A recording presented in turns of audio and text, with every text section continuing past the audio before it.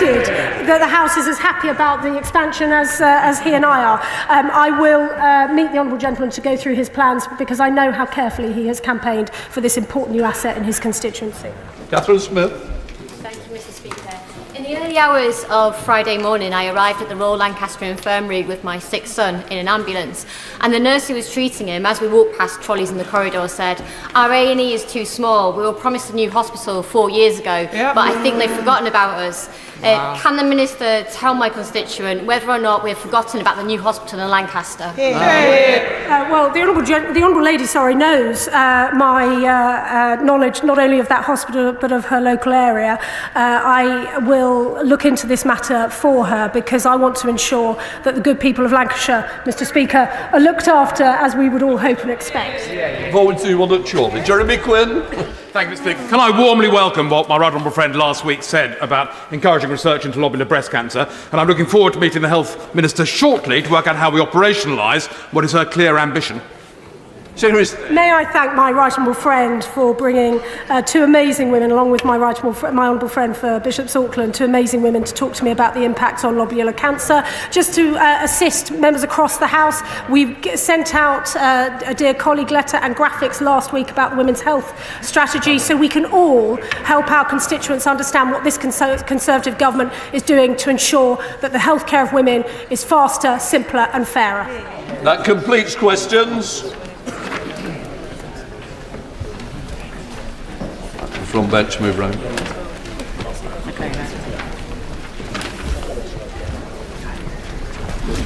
Right, we now come to the statement. I call the Prime Minister.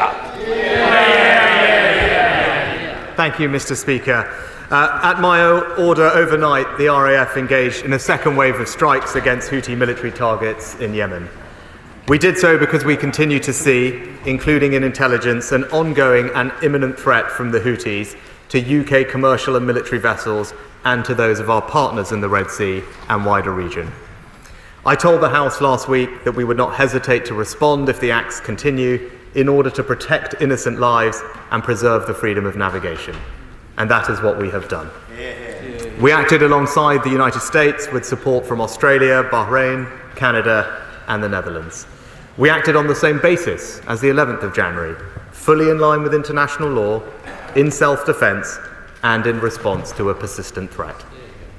And as with the first wave, the strikes were limited to carefully selected targets with maximum care taken to protect civilian lives. Mr Speaker, attempting to counter every Houthi attack after it has been launched is simply not sustainable.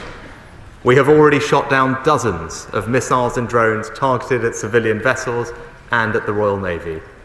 And the Houthis have conducted at least 12 further attacks on shipping since the 11th of January, including just last night, shortly before our strikes were conducted.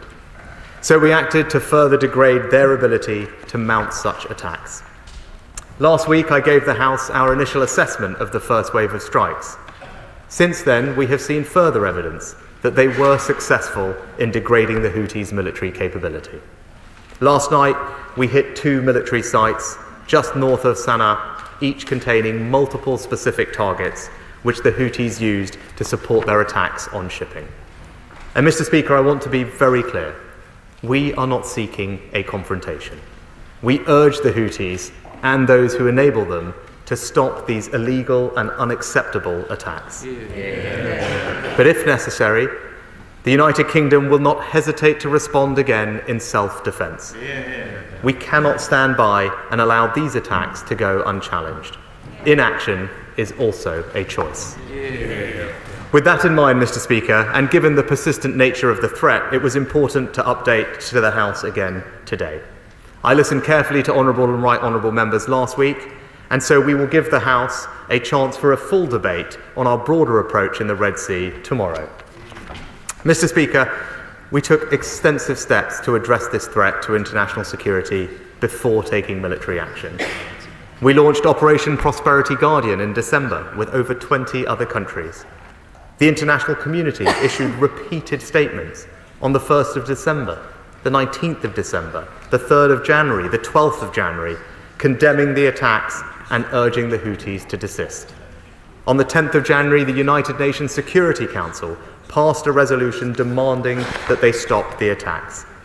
And I think it is important to note also that the internationally recognised government of Yemen has also condemned the Houthis for their actions, accusing them of creating a conflict for propaganda, serving only their own selfish ends. Mr. Speaker, as we saw in the House last week, members are rightly keen to hear how this situation could be brought to an end. The answer must include the vital right to self-defence when we're attacked. But that is only one part of our wider response, which I want to say more about today. First, we are increasing our diplomatic engagement because we recognise the deep concerns about and the complexities of the current situation. I spoke to President Biden about these issues last night. The Foreign Secretary will be in the region in the coming days, and he met his Iranian counterpart last week. He made clear that they must cease supplying the Houthis with weapons and intelligence and use their influence to stop Houthi attacks. Second, we must end the illegal flow of arms to the Houthi militia. We have intercepted weapon shipments in the region before, including components of the very missiles used by the Houthis today. This brings home the importance of maritime security in the region, and that includes working closely with our allies and partners to disrupt and deter the supply of weapons and components. Third, we are going to use the most effective means at our disposal to cut off the Houthis' financial resources where they are used to fund these attacks. We are working closely with the United States on this and plan to announce new sanction measures in the coming days. Fourth, we need to keep helping the people of Yemen, who have suffered so terribly as a result of the country's civil war. We will continue to deliver humanitarian aid and support a negotiated peace in that conflict, not just because it's the right thing to do, but also because we need to show the people of Yemen that we have no quarrel with them, as the Yemeni government itself understands. So, Mr. Speaker, this is our strategy, and we will keep all other tools under close review as well. Mr. Speaker, I repeat that there is no link between our actions of self-defence in the Red Sea and the situation in Israel and Gaza. Those who make that link do the Houthis work for them. And I want to be clear that those here at home who glorify the Houthis' attacks are glorifying terrorism, plain and simple. They will be met with a zero-tolerance approach. Now, all of that said, Mr. Speaker, I would like to address the situation in Israel and Gaza directly because it remains at the forefront of members' minds. President Biden and I again discussed this yesterday, and he shares my deep concerns about the situation, about the terrible suffering and loss of civilian lives. So together we are working to establish a new aid route through the port of Ashdod. And Mr. Speaker, the UK wants to see an end to the fighting in Gaza as soon as possible. We are calling for an immediate humanitarian pause to get aid in and hostages out as a vital step towards building a sustainable, permanent ceasefire without a return to destruction, fighting, and loss of life. But to achieve that, Hamas must agree to the release of all hostages. They can no longer be in charge of Gaza. The threat from Hamas terror and rocket attacks must end. And an agreement must be in place for the Palestinian Authority to return to Gaza to provide governance, services, and security. That is the pathway to peace that should unite the whole House. And I believe we are also united in support of a two-state solution. Mr. Speaker, through all the complexity of the current situation, our principles hold firm. Resolute in the face of threats, compassionate in support of those in need, and determined in maintaining stability, security, and the rule of law. That is what our allies and partners have come to expect from the United Kingdom. That is what we stand for, and I commend this statement to the House. I now call the Leader of the Opposition, Keir Starmer. Thank you, Mr. Speaker, and thank you to the Prime Minister for advance copy of his statement. Labour said we will judge further action on the Houthis on a case-by-case basis. So let me be clear, we back this targeted action to reinforce maritime security in the Red Sea. The Houthi attacks must stop. They are designed to destabilise us, so we must stand united and strong. They bring danger to ordinary civilians working hard at sea, so we must protect them. And they aim to disrupt the flow of goods, food and medicines, so we must not let them go unaddressed. The professionalism and bravery of those serving on HMS Diamond and flying RAF Typhoons are both totally accepted and completely remarkable. Without them, Britain cannot be a force for good in the world. Mr. Speaker, these are, of course, the second set of strikes that the UK has participated in, and the stated aim of the first set was to deter and degrade Houthi capability. But we now know that their attacks have continued. So while we do not question the justification for action, it is right that the House hears more about their effectiveness. Labour, of course, recognises that strikes can be used to reduce threat without eliminating it, and we recognise that the military action taken is just one component of a wider diplomatic strategy. But nonetheless, I would ask the Prime Minister to set out his confidence that these strikes will be effective in reducing Houthi capabilities. And while, of course, we understand the clear legal basis for these actions, as the situation has evolved, can the Prime Minister now commit to restating and republishing the government's legal position? Mr. Speaker, alongside the UK and the US, other countries have provided non-operational support for these strikes and maritime protection in the Red Sea. Many more support the United Nations Security Council resolution that utterly condemns the Houthi attacks. So can I ask the Prime Minister what work is being done to hold together that coalition and to, if possible, enlarge that coalition? The action the UK takes must draw on the support of all those who care about international law. And given the special role the UK plays in Yemen, can he set out the concrete steps, in addition to those in his statement, that we are taking to help the people of Yemen, who have suffered terribly as a result of that country's civil war? Because, Mr. Speaker, the international community cannot allow itself to be divided. That is exactly what the Houthi backers in Tehran would love to see. And on that note, can he also update the House on whether his government has given further consideration to the prescription of the IRGC? We do need every tool at our disposal to disrupt IRGC activities, and we must show Iran that it cannot pursue its ends by destabilising the entire region. Because, like the Prime Minister, I totally reject the Houthi claims that attacking ships from around the world is somehow linked to the conflict in Gaza. These attacks do absolutely nothing for the Palestinian people. What is needed in Gaza is a humanitarian truce now, a sustainable ceasefire to stop the killing of innocent civilians, the space for the return of all the hostages, urgent humanitarian relief, and a decisive step towards a two-state solution. Because, Mr. Speaker, Palestinian statehood is the inalienable right of the Palestinian people. It is not in the gift of a neighbour.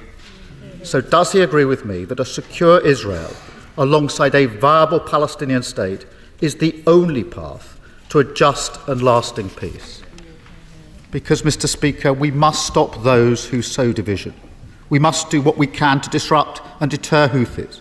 And we must stay united and steadfast in defence of our values, our security and our right to self-defence.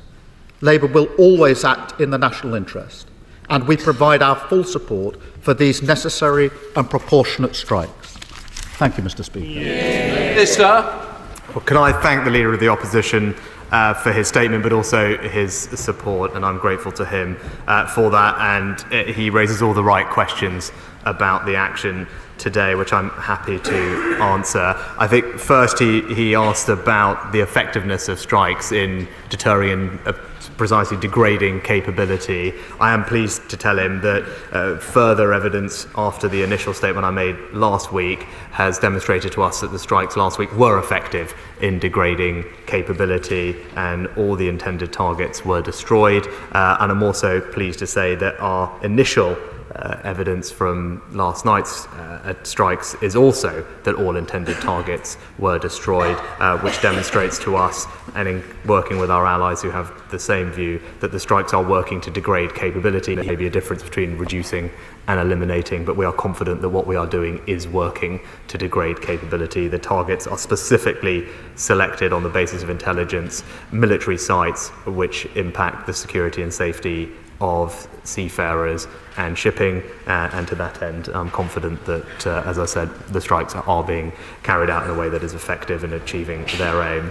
I thank him for acknowledging that the strikes sit within a wider strategy in the region to bring about an end to what we are seeing. The Foreign Secretary will be in the region this week, engaging extensively with our partners and allies on all the topics he raised, particularly ensuring that we can continue to make progress on a sustainable peace in Yemen, and no doubt talking to our Saudi partners about that, but also, crucially, broadening the coalition of support for the action that we have taken. As I pointed to in my statement, there have been multiple statements made by a wide coalition of countries from around the world in support of action, and he can rest assured that we are continuing to expand that coalition of support, because the security of navigation and of shipping impacts all countries wherever they might be, not just in the Red Sea. I think all of us have seen the consequences of the war in Ukraine on energy bills across the European continent and beyond.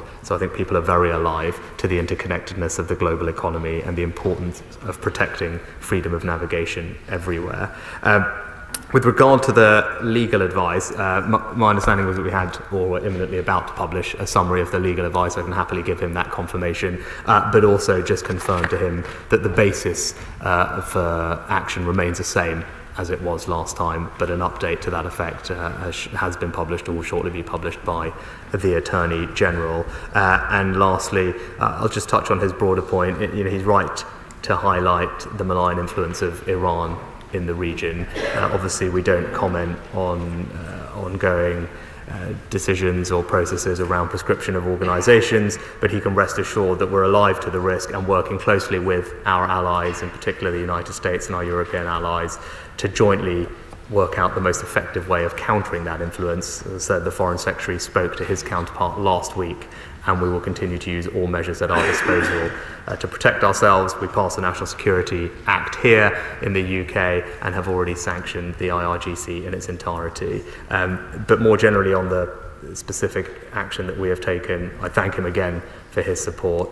We have taken limited, proportionate, and I believe necessary action in self-defence. We will always reserve the right to do that, to protect innocent lives and freedom of navigation. Our desired outcome, of course, is for the Houthis to desist, to de-escalate the situation. What they are doing is unacceptable and illegal, and the onus should be on them to stop it. But we will use all levers at our disposal, including diplomacy and sanctions, to achieve that objective. Chair of the Defence Select Committee, Jeremy Quinn. Thank you, Mr. Speaker. Can I welcome what my right honourable friend says about diplomatic and humanitarian efforts and indeed cutting off the supply of arms. I particularly welcome what he says about the effectiveness of the strikes that have already taken place. But would he, however, agree that in order to protect civilian shipping, this may need to be a prolonged and persistent targeted campaign alongside our allies? Prime Minister. Mr. Speaker, I can thank my honourable friend for his question. I just want to be absolutely clear that no decision has been taken to embark on a sustained campaign of the nature that he mentioned. These were limited strikes specifically in response to threats that we perceived, but we do reserve the right to take action in self-defence, as I've said. But crucially, the military action is just one part of a broader strategy, diplomatic, sanctions and others. We will use all levers to bring about an end to the disruption and the illegality that the Houthis are causing. Leader of the SNP, Stephen Quinn. Thank you, Mr. Speaker. Freedom of navigation is not a choice, it is indeed a necessity, not least because of the impact it could have upon all of the people we are very fortunate to represent. As such, as a point of principle, I think it's fair for the government to use proportionate and robust action to defend that right to freedom of navigation. However, for all of us in this chamber, we do, of course, need to be mindful of the opponent that we face in this regard. The Houthis have been under constant, almost constant, bombardment from Saudi Arabia for the best part of 8 years. They didn't get that message, so why are we so confident that they will get our message this time around? And that, of course, leads to the wider question of what is the ultimate strategy here going forward, not just in relation to the Houthis, but in relation to the wider region. Because over the course of the last week, we have seen missile strikes in Iran, in Iraq, in Lebanon, in Pakistan, in Syria, and of course in Yemen. Meantime, we continue to see the complete destruction of Gaza, and of course Hamas continue to obtain hostages themselves. We need, Mr Speaker, to understand the government's strategy, not just to calm waters in the Red Sea, but to calm waters right across the region. And surely that must begin with a ceasefire in Gaza. Prime Minister. Mr Speaker, I'd just say to the honourable gentleman that as difficult as the situation is, to do nothing would also be a choice. And I believe it would be the wrong choice, because it would be tantamount to ceding control of a global shipping route which is economically vital to a dangerous militant group which is backed by Iran and putting innocent lives at risk. But he's right, the military action should sit within a broader strategy, which hopefully he can see from my statement we are engaged in on all fronts. And with regard specifically to the point he raises about Israel and Gaza, as I've been clear, no one wants to see this conflict go on for a moment longer than necessary. An immediate pause is necessary to get aid in and hostages out. That's what we have been calling for. And the best outcome will be moving from that pause to a sustainable ceasefire. But as I also was clear in my statement, there are a number of things that need to happen for that to be possible. That involves the release of all the hostages by Hamas, Hamas no longer being in charge of Gaza, and an agreement for the Palestinian Authority to return to Gaza to provide governance. So that's a conversation that we've been having, and we'll continue to push for that, because I believe that will be the best outcome and is one that is widely supported, I would imagine, by everyone in this House. Just to help the Chambers, some people were late. We're only going to run this for an hour. So please, try and help each other by being as quickly as we can. Let's go to the Chair of the Foreign Affairs Select Committee, Liz Sunak. Thank you, Mr Speaker. I welcome these airstrikes, which were conducted solely to re-establish freedom of maritime movement. There are a number, however, of Iranian proxies and allied groups operating across the Middle East, and the hand of Iran is clear within their activities. Iran is the fundamental threat to UK security and stability in the region. So can I ask what the strategic approach and intent is to comprehensively reduce the threat from all the proxies and allies that we face, so we don't end up playing whack-a-mole? Can I also ask if we've seen any opportunism from Al-Qaeda, Arabian Peninsula, or Daesh, who are also on the ground in Iran? And finally, since he touched on Gaza, Israel, can I please reiterate my request for the UK to launch a contact group for Palestine so that we can launch track 2 negotiations to get some progress towards stability and a two-state solution? Prime Minister. Perfect. Well, I'd say the behaviour of the Iranian regime, including the actions of the IRGC, pose a significant threat to the safety and security of the United Kingdom and our allies, and particularly Iran's actual direct threats against people here in the UK, as well as their destabilising influence in the region. So it's a threat we're alive to. That's why we've already sanctioned more than 400 Iranian individuals, including the IRGC, as I said, in its entirety. And the National Security Act last year provides new measures for our police and security services to counter the hostile influence that we see. The foreign minister, our foreign minister, spoke to his Iranian counterpart last week. We'll continue that diplomacy this week. And as I pointed to in my statement, we have previously interdicted the supply of Iranian missiles being smuggled to the Houthis last year and the year before. And that's something that we need to ensure we work with our allies to do, because the flow of these weapons to the Houthis is critical to their ability to carry out these attacks, and working with our allies, we should try and do everything we can to stop that. Ed Davey. Mr Speaker, can I thank the Prime Minister for his statement? As I made clear last week, the Liberal Democrats accept the case for limited strikes against the Houthis as long as they remain limited. But as the Prime Minister updates the House for the second time on this matter, there's remarkably little clarity about what the next steps are and when UK's objectives will be judged to have been fulfilled. Nor has the Prime Minister sufficiently addressed how he plans to avoid regional escalation in this most fragile of regions. And can I thank him for agreeing that this House can debate this matter tomorrow?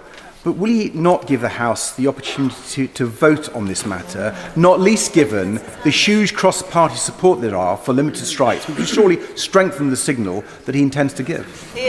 Prime Minister. Well, Mr. Speaker, what is escalatory is the Houthis ramping up attacks on commercial shipping and launching missiles and drones against US and UK warships and threatening allied bases in the region. I'd be very clear, military action was a last resort. We provided warning after warning, including with allies and at the UN Security Council.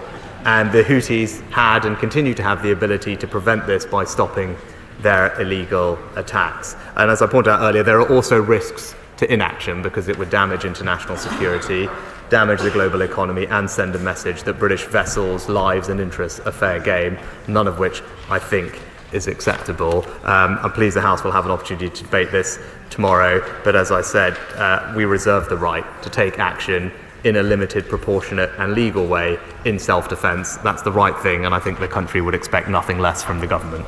Dominic Raab. Speaker, can I welcome the Prime Minister's statement and action? And on the issue of Iran, can he say what contingency planning has been done in the eventuality that Houthi attacks in the Red Sea are followed up by RGC attacks in the Persian Gulf? Prime Minister. Oh, can I thank my honourable friend for his question? He's right to point out the link between Iran and the Houthis. As I said, something we are alive to, something I discussed with President Biden last night. He'll know that we have assets in the region and we are working closely with our allies to ensure maritime security, whether that's interdicting arms and more generally ensuring the freedom of navigation. Diplomacy will also have to play a part, which is why the Foreign Secretary's conversations with his Iranian counterpart are so important, but we remain alive to the risks and we'll do everything we can to reduce them. Eric Chwig. Thank you, Speaker. The Prime Minister's right to do nothing is not an option. But to do something also is the need of a strategy. So can I ask the Prime Minister, if the attacks continue and there's continued disruption of maritime trade, does he have a plan B? Prime Minister. Mr. Speaker, that's why we are working extensively with our allies, broadening the international coalition of support, condemning the Houthis' behaviour and putting pressure on them in all different ways. It's important that military action is not seen in isolation. It sits alongside a wider diplomatic strategy and economic strategy, and as I said, we'll be bringing forward new sanctions measures together with our allies in the coming days. Sir Bernard Jenkins. Thank you, Mr. Speaker. Can I express my full support for the action that the Prime Minister has approved? But could I ask my right honourable friend to extend his strategic objectives? Because it seems that this threat will remain so long as the Houthis have a safe haven to operate from. And it is a question of how we deal with what is effectively an ungoverned space, that part of Yemen. Yep. Prime Minister. Well, Mr. Speaker, what's clear is that the Houthis' behaviour is actually damaging the people of Yemen. We talked previously about the importance of the supply of food into Yemen, but also their destruction of oil infrastructure deprives the Yemeni people of key revenue. These are all topics that we are engaged with our Saudi partners. We very much support the negotiations. There was a deal announced, as he knows, in December. We'd like to see a lasting peace and security for the Yemeni people through an inclusive political settlement, and I can assure him that diplomatically we're working very hard to achieve that aim. Imran Hussain. Prime Minister rightly states that the majority of this House supports a two-state solution to bring a lasting peace.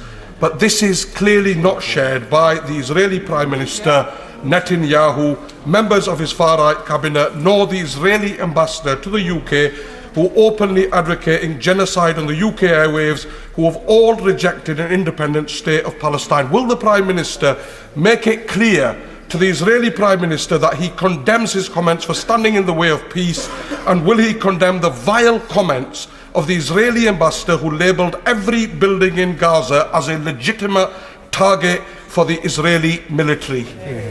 Prime Minister. Mr. Speaker, the Foreign Secretary will be in the region this week, and he will reiterate what I have reiterated publicly and from this dispatch box, that we are absolutely committed to a two-state solution. We believe it is the right outcome for the people in the region. We want Palestinians and Israelis to be able to live side by side with peace and security and dignity, and we will redouble our efforts to bring about that outcome. Tobias Elwood. Mr. Speaker, Yemen is a complex, war-torn and troubled country that's never really settled since North and South united in 1990. Today, the civil war means 2/3 of the population require humanitarian support.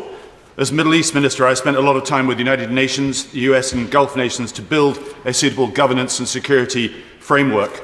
Would the Prime Minister agree our attention on Yemen should not just include removing the immediate threat in the Red Sea, but a fresh, more cognitive approach to resolving the longer-term governance issues in this troubled country, or the threat will remain?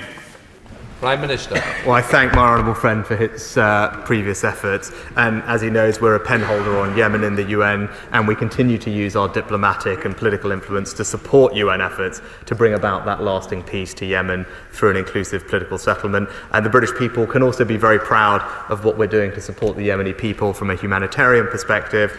We've committed over £1 billion in aid since the conflict began in 2014, and this year we will be, I believe, the 4th or 5th largest donor to the UN's appeal.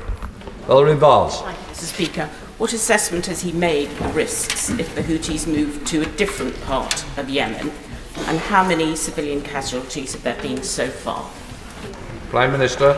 I'm pleased to say that our intelligence suggests that there were no civilian casualties from the strikes that we conducted last week. That will, of course, have been our intention this time around as well. We take very careful time to pick targets and minimise any civilian casualties and impacts. As I said, last time we believed there were none, and we have no evidence to suggest that there were any this time around, but of course that is just an initial assessment.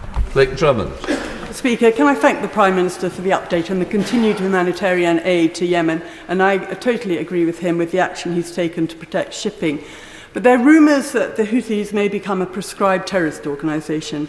Can I ask whether these rumours are true, as it would have a major impact on any humanitarian aid sent to Houthi-controlled territories, which include about 70% of the population? Prime Minister. Mr. Speaker, as my honourable friend will know, we do not comment on prescription processes or decisions on any group, so she'll appreciate there's not much I can say on that. And just to clarify, it is worth pointing out that the United States have designated the Houthi group as what they call a specially designated terrorist group, which is different to full prescription. John MacDonald. At the moment, the Houthi attacks are continuing on. The PMU are attacking US bases in Syria. The Hezbollah are a low-level war with Israel in Lebanon. And in Gaza yesterday, 24 Israeli military were killed. 24,000 Palestinians have now died. And we listened, 25,000 we're told. We now listened this morning to a doctor amputating children's limbs in Gaza without anaesthetics. Does he not realise that without an immediate ceasefire, any strategy, any hope of a strategy succeeding will fail, and that the Netanyahu cabinet has now become an obstacle to peace rather than a partner in peace? Prime Minister. Well, Mr. Speaker, as I said, no one wants to see the conflict in Gaza go on a moment longer than is necessary. An immediate pause is now needed to get aid in and hostages out, and the best outcome will be moving from that pause to a sustainable ceasefire. But that sustainable permanent ceasefire does require a set of conditions for it to be truly sustainable and permanent, and that involves the release of all hostages and Hamas having no role in Gaza, particularly to fire rockets continually into Israel. And that's a sustainable ceasefire that we are pushing for. Sir Desmond Sway. If the Houthis persist, have we the capability to remove the threat, and will we do it? Prime Minister. I think, as my honourable friend can see, that we will always back up our words with action. We've been clear that we won't tolerate risk to innocent lives and British interests in the region, and we will take action where necessary in a limited, proportionate way in compliance with international law in self-defence. That's what we did last week, that's what we have done this week, and we will always reserve the right to do that to protect British lives and interests. John Pratt. Thank you, Mr Speaker. It's clear that the partisans of God, the Houthi militia, are fascists and racist. They're backed by fascists and racists in Tehran. So further to earlier questions, and this has been asked time and time and time again on both sides of the House, when are we going to get around to fully prescribing the IRGC? Here. Prime Minister. Well, as I've said previously, we don't routinely comment on groups that may or may not be being considered for prescription, but we have taken significant action against the IRGC, including sanctioning them in their entirety and passing new laws here at home to make sure that we can protect ourselves, but critically working with our allies so that we can jointly determine what is the most effective way to combat the risk that Iran poses to us. Anthony Magnum. Thank you, Mr Speaker. I congratulate the Prime Minister on a robust response, and the right to navigate is indisputable, but the damage has already been done. Tankers are avoiding the Gulf of Aden, they are avoiding the Red Sea, and they're avoiding using the Suez Canal. Freight rates are now soaring, and the impact of that on European refineries is likely to be significant. Can the Prime Minister perhaps give us a little bit more about what's going to be done for armed convoys, as well as restoring confidence that people and vessels will be able to navigate through that stretch of water? Well, I thank my honourable friend for his question. The Transport Secretary has engaged extensively with the industry. He will have seen the statements from leading shipping companies after last week's strike that they welcomed that action was being taken to restore that security. But I'd also point him to Operation Prosperity Guardian, a coalition of over 20 countries. More are sending assets into the region to ensure the safety of all civilian and commercial shipping through the Red Sea. It's a critical economic strait, but also there's a principle at stake which we must defend. Marshal de Cordova.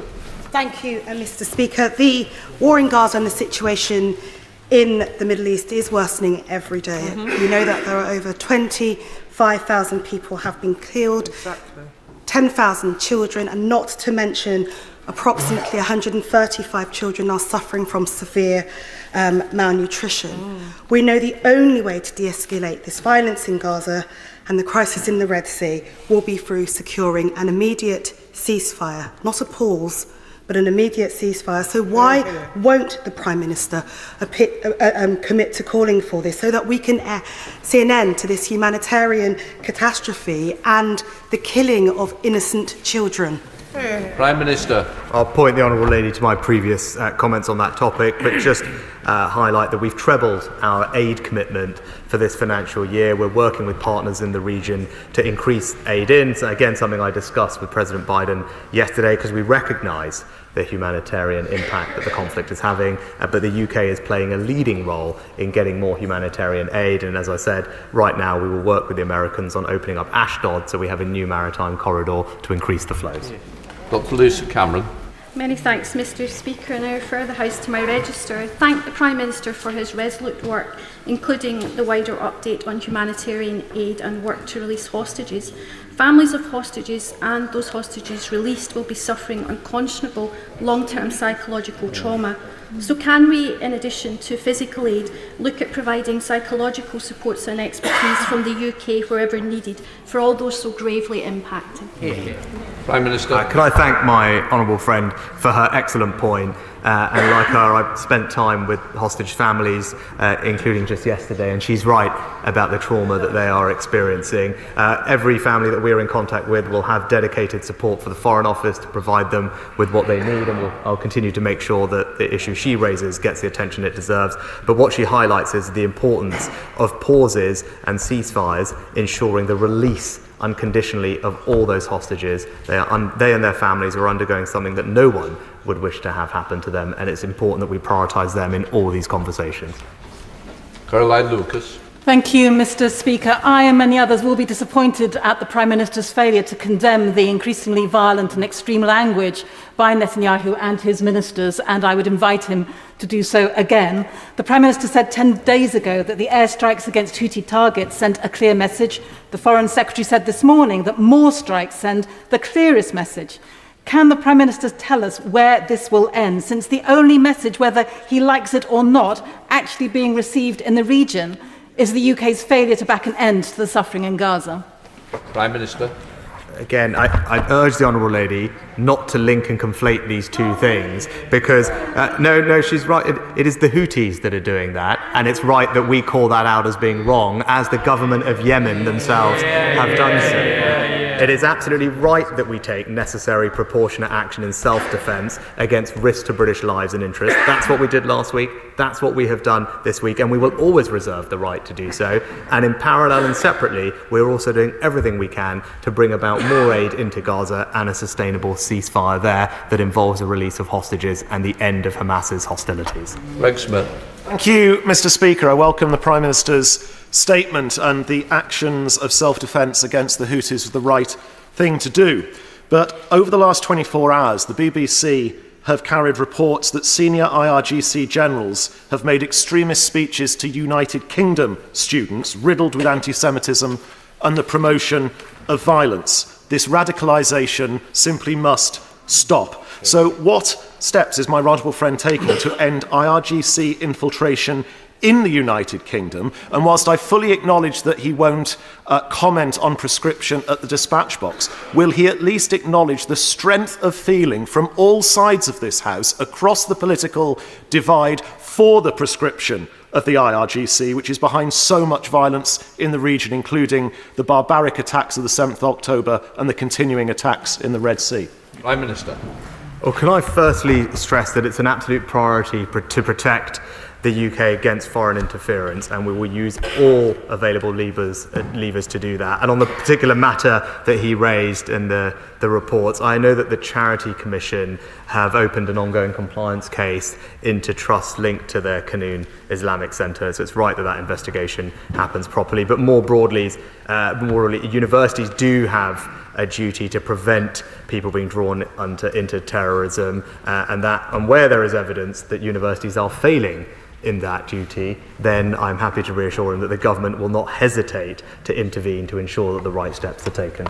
Debbie Abrahams. Thank you, Mr. Speaker. I also share the concerns about what the strategy is, what the contagion to the rest of the Middle East will be, and that we are potentially bolstering Houthis' position in Yemen. But can I ask the Prime Minister about a constituents partner who, I mentioned this to the Leader of the House last Thursday.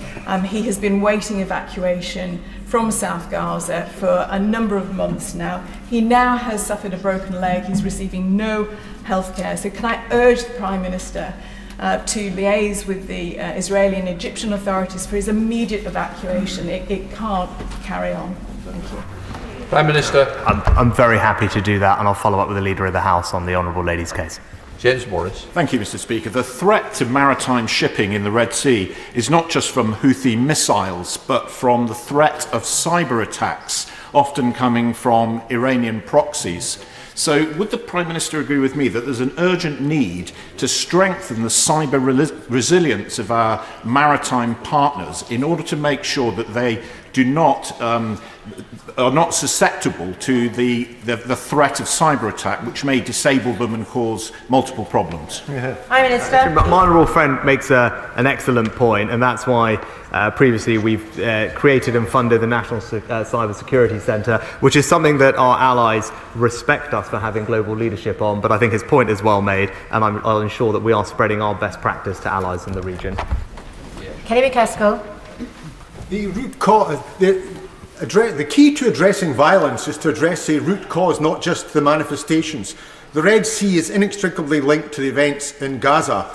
Rather than bombing the Houthis, who have been bombed for a decade by Saudi Arabia with the best military equipment that Britain and America could sell them, is it not time that we actually supported South Africa and other countries at the International Court of Justice in addressing the root cause, which is the genocide unfolding in Palestine? No, I disagree with the honourable gentleman, and we disagree with what South Africa have brought to the ICJ, and don't believe that it is helpful, but also disagree with them that these two things are linked. The Houthis have carried out attacks on multiple ships from different countries, many of which have nothing to do with the situation in Israel and Gaza, and as the government of Yemen itself has pointed out, this has nothing to do with that, and they are using this for propaganda for their own selfish ends. Stephen Timms. Mr. Speaker, the Prime Minister has referred to the international support for the actions in the Red Sea, but why have only US and UK forces actually taken part in them? Prime Minister. Well, I'd say to the honourable gentleman, we also received support from Canada, Australia, the Netherlands and Bahrain in these particular strikes, as we did last time. But I would also point him to the statements that have been put out previously from over a dozen countries, including New Zealand, Korea, Singapore and others, but also the UN Security Council resolution from the 10th of January, which was unequivocal in condemning the Houthi attacks and acknowledging the right of member states in accordance with international law to defend their vessels from attacks. Leila Moran. Speaker, we now have 25,000 dead. We have 130 hostages still there. My extended family are still trapped. Yeah. And whilst you want to have hope, I dare say it has now turned to complete despondency. He will have heard, I'm sure with dismay, the words of Netanyahu when he said that he is categorically against two states. Yeah. This echoes the equally awful words of Hamas, who say the same thing. Does he not agree that what we have here are the extremes of the debate? And what words of hope does he have to offer those voices in Israel, Palestine and beyond who cling on desperately for the light in this darkness? Prime Minister. Can I thank the honourable lady for her question and her comments, but agree with her that we are committed to a two-state solution because that is the only way we can bring about a future where Palestinians and Israelis can live side by side with the security that they deserve, with dignity and with opportunity. And the events of the last few months remind us that we must redouble our efforts to bring about that outcome, and I remain confident, because of the engagement that we're having, that we can make progress on that aim. Alex Sobel. Thank you, Madam Deputy Speaker. The Prime Minister, you said, we urge the Houthis and those who enable them to stop these illegal and unacceptable attacks. You then only spoke about Iran. So the Prime Minister only spoke about Iran in terms of those that enable them. Who else is enabling the Houthis, and what action are the UK and its allies doing to stop them and their supply of weapons and other support to the Houthis? Prime Minister. Well, Mr. Speaker, I particularly mentioned Iran with good reason, because they are one of the primary suppliers of weapons to the Houthis, and that's why in the past we have interdicted those shipments, and their behaviour remains of primary concern to us. They are the significant destabilising actor in the region and will continue to be a focus of our diplomatic efforts. But more broadly, we want to see peace and stability in the region across the board, and diplomatically and otherwise we will work hard to bring that about. Sana Begum. Thank you, Madam Deputy Speaker. Further violence will not achieve peace. Aid agencies are warning that the UK-US continuing to bomb Yemen is threatening civilian populations and limiting humanitarian assistance from reaching millions who are already enduring starvation. Instead of escalating risks to civilian populations in the region, why can't the Prime Minister just support the growing and increasing calls internationally for an immediate ceasefire in Israel-Gaza, an end to the bloodshed in Gaza, an end to the attacks on Yemen, and call for peace, justice and human rights? Again, I would not draw a link between the action in the Red Sea and the situation in Gaza. They are two completely different things, and whilst the Houthis may seek to link them, we should not pander to that narrative. We've actually been in touch with our NGO partners, and they've confirmed no significant disruption to humanitarian efforts following our airstrikes. Again, we help to feed around 100,000 Yemenis every single month. And again, I would urge her to recognise that the Houthis' activities actually damage the Yemeni people, who are entirely reliant on food coming in through those shipping lanes. Stephen Farry. Thank you. The Prime Minister sketched out some of the government's view as to what are the terms for a sustainable ceasefire in relation to Gaza. But can I ask the Prime Minister, what steps is the government taking to discuss a long-term peace plan for the region, including a two-state solution with other states, in particular friendly states in the region, to ensure that we actually make some real progress towards that objective? Prime Minister. I can reassure the honourable gentleman that we are having exactly that conversation with all our partners and allies in the region. I started that dialogue when I visited the region towards the end of last year. The Foreign Secretary will be in the region again this week, and something President Biden and I discussed. I believe we're aligned on the future that we all want to see for the people of Israel and Gaza, and now we will work constructively with our allies to try and make sure that that can happen. Andrew Gwynn. Can I press the Prime Minister a little bit more on the issue of Palestine? Because whilst he is right to say in his statement that President Biden and he are united in support of a two-state solution, the Prime Minister will be acutely aware that the person who is likely to be President Biden's main challenger in November's elections almost certainly is not in favour of a two-state solution, and nor actually is the Israeli Prime Minister. So what is the Prime Minister and the British government doing to use this narrow window of opportunity to really push for that two-state solution? Prime Minister. Just refer the honourable gentleman to my previous answer. We are absolutely committed to a two-state solution and will work very hard with all our allies to make progress towards that aim. Alison Thewlis. Thank you very much, Madam Deputy Speaker. The Yemeni analyst Hisham al-Misi is no friend of the Houthis. They in fact took him hostage some time ago.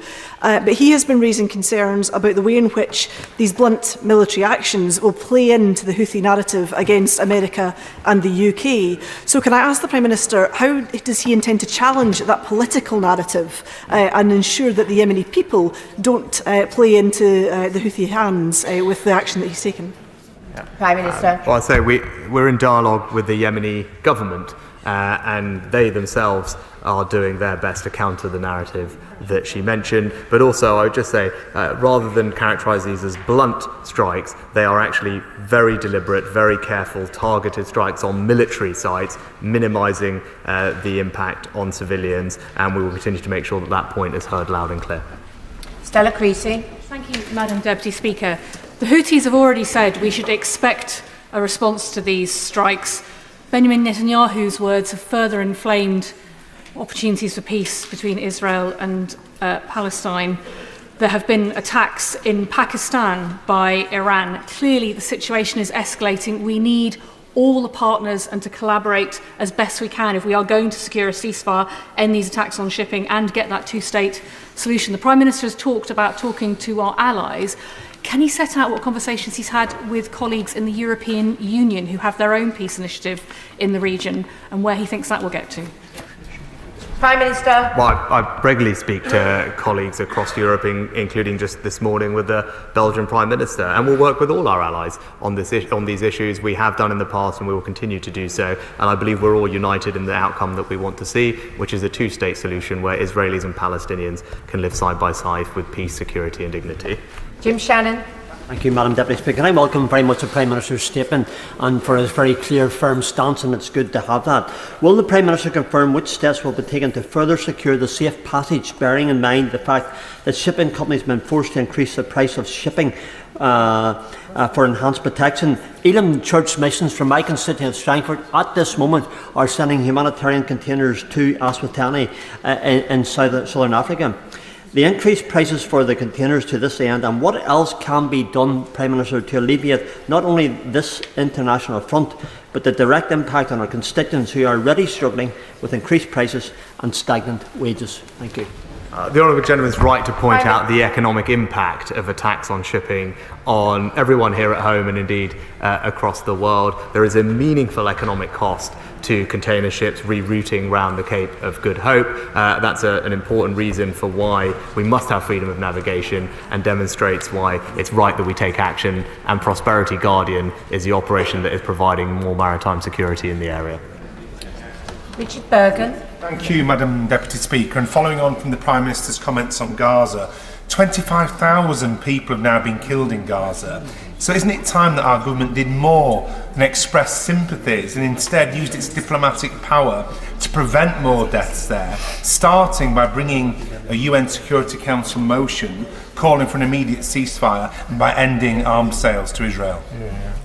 Well, Mr. Speaker, our actions are clear. We've trebled our aid commitment this year. We're doing everything we can to open more crossings, and recently we worked to deliver a new humanitarian land corridor from Jordan into Gaza with 750 tonnes of life-saving food and aid arriving in its first delivery. So we can be proud of the impact that we're having, but of course there's more to do, and that's why we'll continue to have those conversations to get more aid in. Andy Slaughter. Thank you, Mr. Speaker. The Prime Minister says that he supports a two-state solution. That requires his government to recognise the state of Palestine alongside the state of Israel. When will he do that? Prime Minister. The position of this government is the same as those of previous governments. It's been long-standing, and that's that we will recognise a Palestinian state at a time that best serves the peace process. Emma Hardy. Thank you, Mr Speaker. There are 21 million people starving and in desperate need of food and aid in Yemen. How will the Prime Minister ensure that the military action taken by the British government doesn't impede that desperately needed humanitarian support? Prime Minister. Refer the Honourable Lady to my previous answer. In fact, the Houthis' disruption of Red Sea shipping is harming the Yemeni people who are reliant on those corridors to bring aid in. But as I said, we are the 4th or 5th largest donor to the UN appeal this year and have contributed £1 billion since the conflict began in 2014 and are currently helping to feed 100,000 people in Yemen every month. Jamie Stone. Thank you, Mr Speaker. It will surely be a great concern that the Royal Navy is now almost too small to carry out its many responsibilities, including those that the Prime Minister has told us about today. Can the Prime Minister assure this House that this issue, this important issue, will be placed top of the agenda at the next Defence Review? Prime Minister.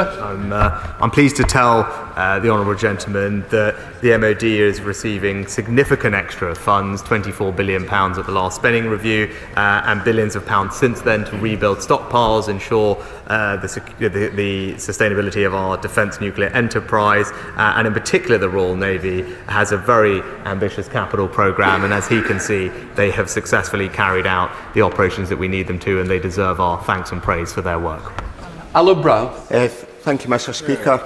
The Prime Minister spoke about maritime security in the region, particularly in relation to stemming illegal sales, illegal arms getting into Yemen. How does the UK's abilities and capabilities to contribute to wider maritime security, how will they be affected by considerations to decommission HMS Westminster and HMS Argyll after multi-million-pound refits? And when will we make a final decision whether to mothball HMS Albion and HMS Bulwark? Prime Minister. Well, I think as the honourable gentleman can see, we absolutely have the capabilities and personnel we need to contribute to allied operations like Prosperity Guardian, but also to take action in self-defence as we have done. We will always make sure that our armed forces have the investment they need, and under this and previous governments, they've continued to receive very significant investment, which is set to rise in the years ahead. That completes the statement. We now come to the tribute to Sir Tony Lloyd. Before we proceed with the business, I would like to have the opportunity to remember our late colleague, Sir Tony. I first met Tony almost 30 years ago when I was standing as the candidate in Chorley in the 1997 election. Tony was Shadow Foreign Affairs Minister, and he came to Chorley, he came along to Adlington, the village I live in, and on Sutton Lane he was knocking on the doors. I've got to say, it was his charm, passion and good humour that helped convince those wavering voters to vote for me. So I'm always forever in his debt. Of course, Tony had been in the Commons for quite some time before me. In total, he served the people of Greater Manchester for 45 years. He was first elected as a member of Trafford Council in 1979. And in 1983 he was elected to this House as the member for his hometown of Stratford. In 1997 he returned for Manchester Central. By that time he'd been part of the Labour front bench team for over a decade, and Tony Blair appointed him Minister of State in the Foreign Office, serving under Robin Cook. He remained active in international affairs after leaving the FCO, as leader of the UK delegations to the Parliamentary Assembly on the Council of Europe, the Western European Union and the OSCE. He was chair of the Parliamentary Labour Party from 2006 to 2012, the longest serving holder of that role during that last Labour government. He stood down as the Member of Parliament to become the first elected Police and Crime Commissioner for Greater Manchester.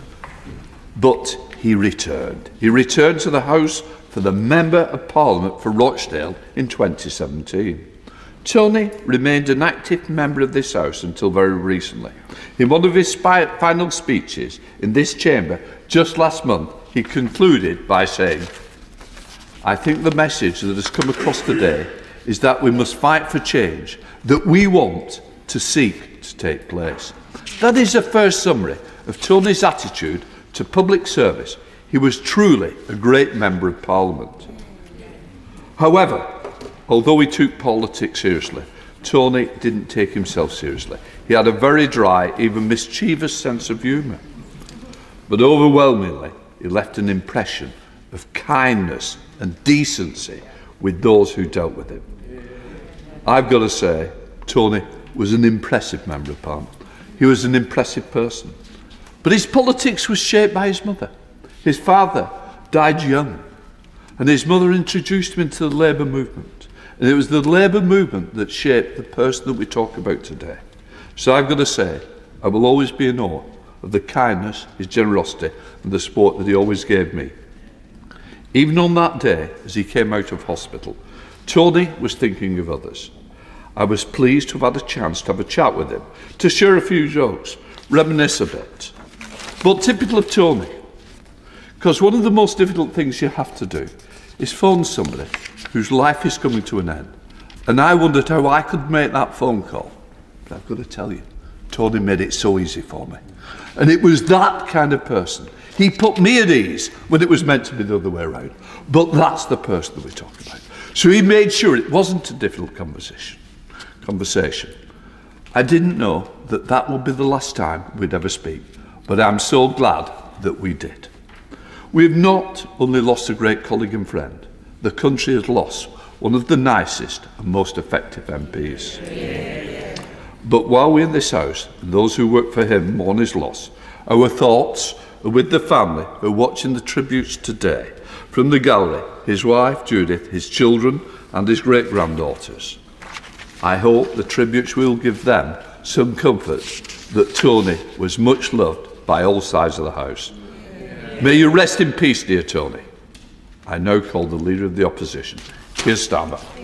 On a point. Thank you, Mr Speaker. The death of Sir Tony Lloyd last week was a great loss to so many people on these benches and beyond. But the sadness we feel pales in comparison to the grief that Tony's family is going through. Our hearts are with them. And I'm pleased that some of Tony's family are in the gallery today. His wife, Judith, his children, Angarad, Siobhan, Kieran and Alexandria, his son-in-law, Paul, his nephew, Sean, who I know was like a son to him, and of course his sister, Vivian. Mr Speaker, like you, I hope they can take some comfort in the memories and tributes of colleagues today, and I hope they see just how much Tony was loved and respected here in this House, and how much he managed to achieve in his decades of public service. Mr Speaker, I first met Tony when I was Director of Public Prosecutions and he was the Police and Crime Commissioner in Greater Manchester. We were at a sexual assault referral clinic in Greater Manchester, St Mary's, which works with organisations and individuals committed to combating violence against women and girls, providing safe places for women and girls to report what has happened to them. It is an incredible model. And I saw firsthand Tony's commitment to tackling violence against women and girls. And what really struck me when I met him for that first time was that he had the heart of a true public servant. Not grandstanding, not pretending that he had all the answers, but quietly, respectfully, working with others to deliver. And like others, I've been deeply moved, Mr Speaker, to read and hear the many tributes to Tony, not just from these benches, but from members across the House. And I thank members across the House for the comfort they will have given Tony's family in the tributes that they have paid to him. Tributes also from the trade union movement, because Tony was a committed trade unionist, and from people who met Tony in his decades of public service. And like you, Mr. Speaker, it meant a great deal to me personally to have the opportunity to speak directly to Tony when he left hospital for the last time, the Thursday before he died, Thursday week ago. I was able to convey to him firsthand the high esteem in which he was held by everyone, and I hope that it did give him some comfort and support in those final days. Tony was held in special high esteem by his staff: Jacob, Iftikhar, Beverly, Ajira, Megan and Chris. And of course Tricia, his close friend and political confidant in Rochdale. Mr. Speaker, indeed many of those in Tony's tight-knit group of friends used to work for him, and I know that they were by his side in his final days. That is a true tribute to Tony.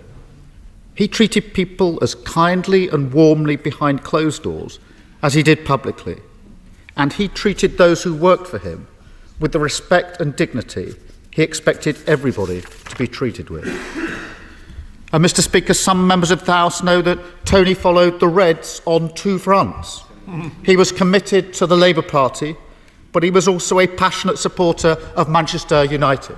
Now, Tony and I agreed on a lot of things, Mr. Speaker, but not on that. But as we all know, his love for Manchester went beyond football. A former Irish ambassador who I've got to know well, and who worked closely with Tony when he was the Shadow Secretary of State for Northern Ireland, remembered receiving from Tony what he described as a whimsical Mancunian take on Irish history, which showed not just Tony's typical knowledge of his subject, but the great sense of humour and poignancy that he was known for. Across the country, Tony had huge impact as the MP for Rochdale. Across the United Kingdom, he championed cooperation, collaboration and communities. And across the world, he promoted peace, chairing Labour Friends of Ukraine, supporting human rights and democracy in Belarus. Yet, he still always had the time for the little things that matter so much to members of this House. A friendly word, some encouragement, with that twinkle in his eye which everybody who's ever met him knows and will remember. And Mr. Speaker, just a few days before he died, Tony published what would turn out to be his final article in his local paper. He wrote about his hopes for 2024, for peace in the Middle East and across the world. He wrote of the need to help the NHS off its knees, particularly having just experienced its care firsthand. He wrote of the importance of action on climate change to make sure that we can pass our planet on to our children. And he wrote about education and the need to invest in young people. Tony might not be able to lead the fight for that better world he hoped for, but those of us he leaves behind will. And we will have him in mind as we continue to fight for the causes that he was passionate about, the values he lived, and the people he served throughout his entire life. May he rest in peace. Thank you, Mr. Speaker. Prime Minister. On a point of order, Mr. Speaker. Last week, the whole House was deeply saddened by the loss of one of our longest-serving and most respected members, Sir Tony Lloyd. I offer my sincere condolences and those of the whole government to his wife Judith, their children and grandchildren, and to all his friends and family. Tony and I, of course, came from different political traditions, but I deeply respected him as a man of great integrity, compassion and humour, a gentle but fierce advocate for his constituents and his values, and a dedicated parliamentarian. He loved this House, he said, for the shenanigans of the place, and it said everything about his pragmatic and warm approach to politics that we have heard and will hear so many heartfelt tributes to him from all sides of this House. And for Tony, politics was always about people.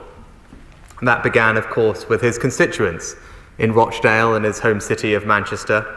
Born in Stretford, within cheering distance of his beloved Old Trafford, he spent 36 years as a Member of Parliament and served as a Police and Crime Commissioner, truly living up to his nickname, Mr Manchester. Tony gave an interview while recovering from COVID that gives you the full measure of the man. All of Tony's humanity is there, his empathy, his values.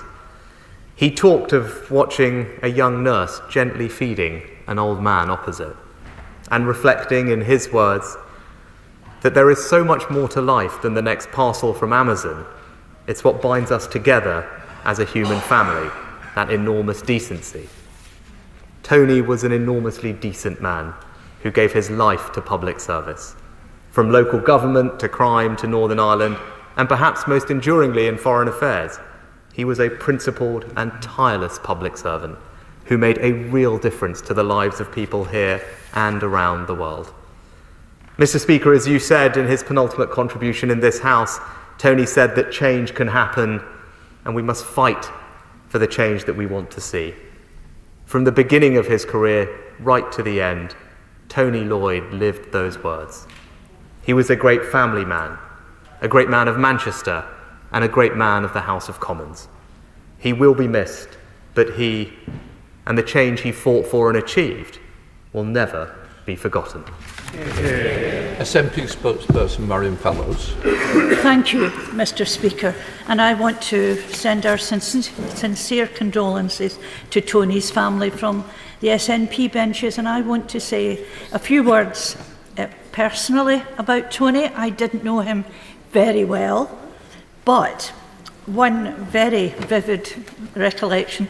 One evening in the COVID tent that was set up in the terrace, I went to meet an SNP colleague for a little light refreshment. And at the table with her was Tony Lloyd and Stephen Pound. Mr. Speaker, we almost got thrown out of that COVID tent, not because we were drinking so much, but because we were laughing so much.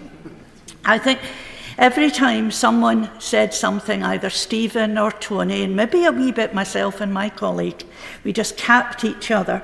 And those who were in that tent probably remember the rocket. I mean, everyone was looking at us and wondering what it was we found so funny. I can't remember what it was we found so funny, but it just was one of those evenings where you go away feeling better. And thereafter, every time I met Tony, he spoke to me. I probably fully understand what his family are going through, having been widowed myself. And my late husband used to say, Marion Hen, most people get into politics to help other people. And I think that was Tony. And I'm so glad I met him. I spoke to him very recently in the chamber, and he gave me his lovely smile, nodded and asked me how I was, and the day felt better. It's a bit presumptuous of me to say that things get better, but I know they do. I also know that it's always best to look back and remember those we love who are gone with a smile, and I'm sure that will be easy in time for Tony's family. Father of the House. Order, Mr. Speaker. One of the interesting quotations in Wikipedia has Tony Lloyd's words, "The basic morality of politics was instilled in me. I've always thought, if not fighting for what's right and just, then what is politics for?" My recommendation to anybody coming into this place, and one I try to take myself, is try to earn the tributes which Tony Lloyd has earned.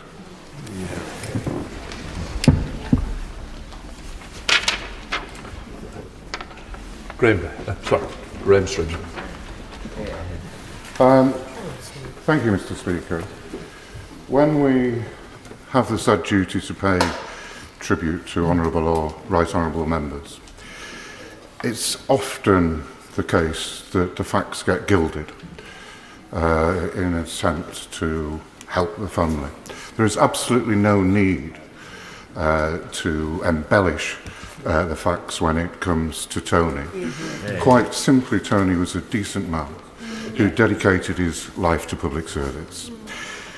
He was first elected to Trafford Council the same day that Margaret Thatcher became Prime Minister. That meant his first 18 years as an elected representative were probably more difficult than most people's first 18 years. He very soon, 4 years after he'd been elected as a councillor, became the Member of Parliament for Stretford. That had two things that I want to mention. It meant that he represented Manchester United and Manchester City, both grounds were in that constituency. And Tony, who had been fair with all his constituents all his life, I suspect he was not completely even-handed between the Reds and the Blues of Manchester. He was delighted to go into the director's box at Old Trafford, and I think the last EDM he put down was a very good tribute to Bobby Charlton when he passed away recently. One of the sadnesses of Tony passing is that he campaigned against and led a debate in Westminster Hall against the Glazers' parasitic ownership of Manchester United. And I think as the Glazers are on the way out, Tony would have been delighted to see their doings. When he became MP for Stretford, which included Moss Side, shortly afterwards I became leader of the council, and we both had to deal with many of the problems that there were in Moss Side at that time. I think it would be fair to say that Tony worked tirelessly to improve the relationships between the different communities and the public services in Moss Side, because we were still in the aftermath of the 1981 riots in Moss Side. I think it's also fair to say, and he took this into his job later as Commissioner of Police, he was not a supporter of James Anderton's rather brutal tactics in Moss Side, and he saw it as part of his job to improve relations between the communities, not to make them worse. And he took a similar attitude to that when he moved to Central, because though he loved representing Manchester United, he was always the political realist and could see that there was likely to be a much larger majority in Manchester Central than there was in Stretford. So he moved to Manchester Central, and again a difficult ward in Cheetham, where he dedicated his time to improving relations in that ward. And I think, he never said this to me directly, but I think it was his experience of seeing the damage that poor policing could do that motivated him to become the Police and Crime Commissioner for Greater Manchester. And in some ways, more importantly, he was the first non-elected mayor for Greater Manchester, where he used those skills of bringing communities together, so bringing the 10 local authorities of Greater Manchester together, because Greater Manchester has a reputation for the authorities working together. That doesn't just happen on its own. Yeah. Authorities are often jealous of each other. Leaders of councils are jealous of members of parliament. They're certainly jealous of mayors, elected or not. And Tony used his skills to bring people together. Tony was calm, which didn't mean to say he always towed the party line. On Iraq, for instance, and on Trident, I was pleased to walk through the lobbies with him. He did not agree with the current Labour Party policy on the Middle East, but again it was done in a calm and thoughtful way. When the War Memorial in Rochdale was desecrated with pro-Palestinian, anti-British government writing and by people chanting racist, anti-Semitic slogans. Tony was the first person to call it out. I think this House, the people of Rochdale, the people of Greater Manchester will greatly miss Tony's contribution to our political life. Sir William Cash. It's with great sadness that I stand and say goodbye to Tony Lloyd. He was a man of great courtesy. He was a great parliamentarian, and I'm so glad that both the Leader of the Opposition and the Prime Minister have paid such fulsome tributes to him. I much enjoyed his company when I had the opportunity to speak to him, but also to recognise his independence of mind, as Member for Gorton has just said, regarding the question of Iraq, which was a huge issue for the people on the Labour side. He spoke for the Labour Party with an independence of mind and with authority, which certainly attracted me to listen to what he had to say when he spoke. I would also like to pay tribute to him, not only as the Mayor of Greater Manchester, but also as the member for Rochdale. And I, just as a personal anecdote, would like to put on record my thanks in 2017 when he helped to organise and spoke at the commemoration of John Bright in Rochdale Quaker Cemetery, and played a very important part, not only in putting the event together, but also in the celebration and commemoration that took place afterwards. He recognised the greatness of other people's contributions, such as that of John Bright in the history of Rochdale, and his commitment to democracy. And I can only say that as the member for Rochdale himself now, and sadly no longer, he represented the very best that people such as John Bright represented in Rochdale when he himself was a member of Parliament here in this country for so long. So I just want to pay tribute to his family, my condolences to Judith and the family, and to say thank you, Tony, for all you did. Ed David.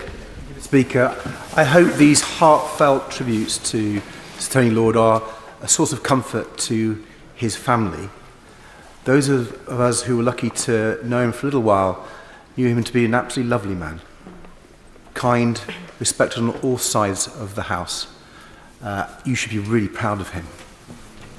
And I say to the Labour family, I know he was an integral part of the Labour Party for so many years. I know you're proud of him, justifiably so. He stood up for Labour Party principles and his own principles as an individual MP representing his constituency.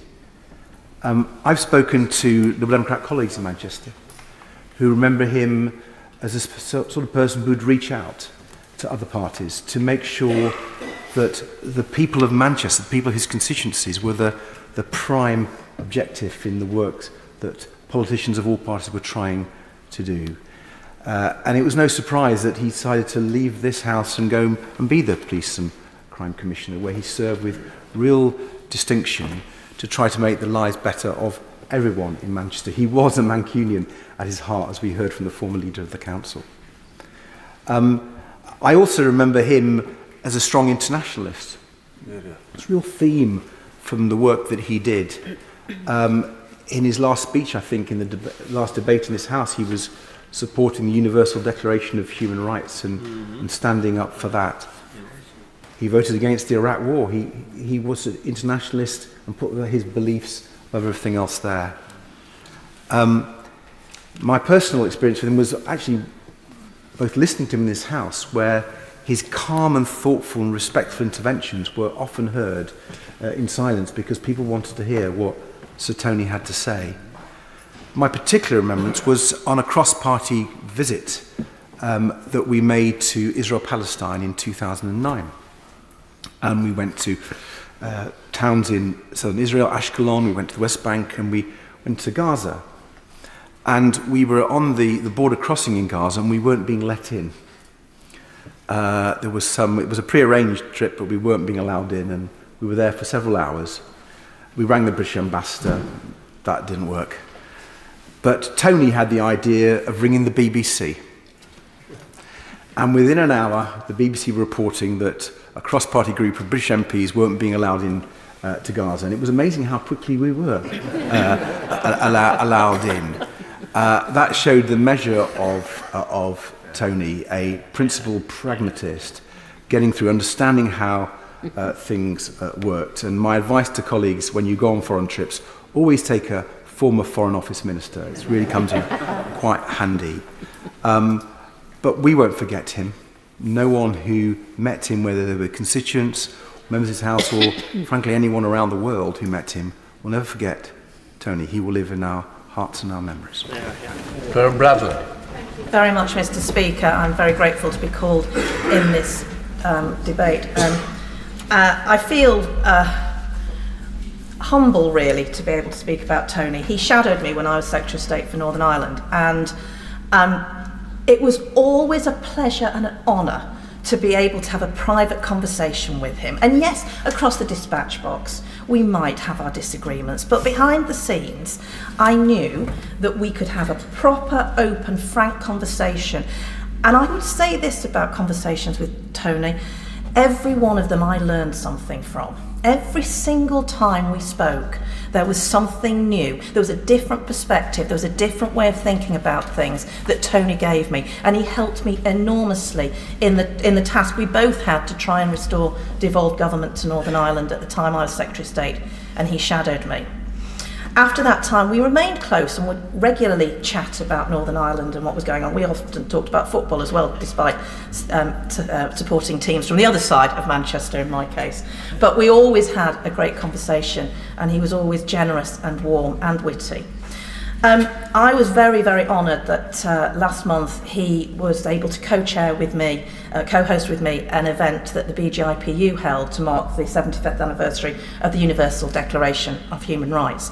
And Tony being Tony, he went round every stall, every possible person met Tony. He was warm, he was kind, he was generous, and they knew that he was engaged and listening to them, which is something that's a rare quality often in people that we come across.